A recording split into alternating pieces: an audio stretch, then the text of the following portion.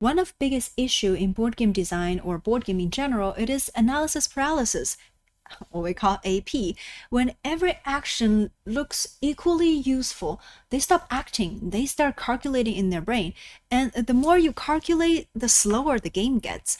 So designers need a way to help players decide without simplifying the whole game. And here's how they do it.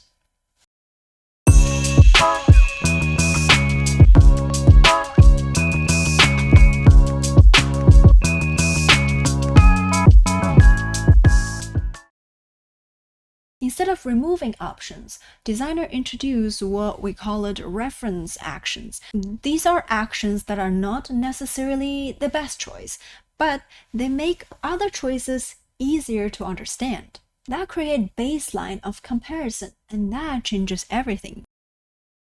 In some of resource management games, you often see this. You can use 2 wood to exchange to 1 stone, or you can use 2 stone to change it to 1 wheat.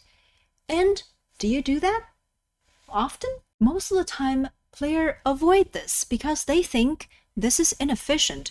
If you need stone, you usually try to get stone directly. So why is this action exist? Because it creates a reference point. If converting 2 resources give you 1, the player immediately understands the value of everything else. If an action gives you 1 resources without conversion, that already feels better, right? And if it gives you 2 or more value, it feels significantly stronger. So it's not just about efficiency, it's about comparison. Now that reference point, players constantly ask themselves, is it a good choice? Is it bad? Is it worth doing it?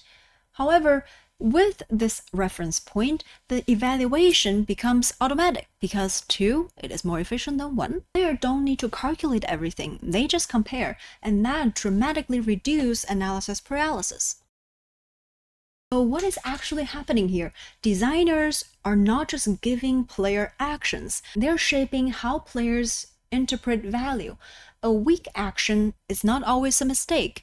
It can be a tool, it is a comparison anchor to know that the other option is automatically better. And it is a way to make the rest of the system more readable without constantly evaluating things. So next time you see an action that's slightly inefficient in resource management, worker placement game, you're thinking it is pointless, but don't assume it is pointless. It might exist to make everything else easier for you to understand. Today's video is a little bit abstract than usually my game psychology videos, but if you have any questions about this or any other example you observe in game design, please let me know in the comments.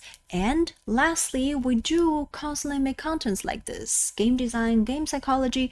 If you're interested, subscribe to our channel, and I'll see you next time. Bye!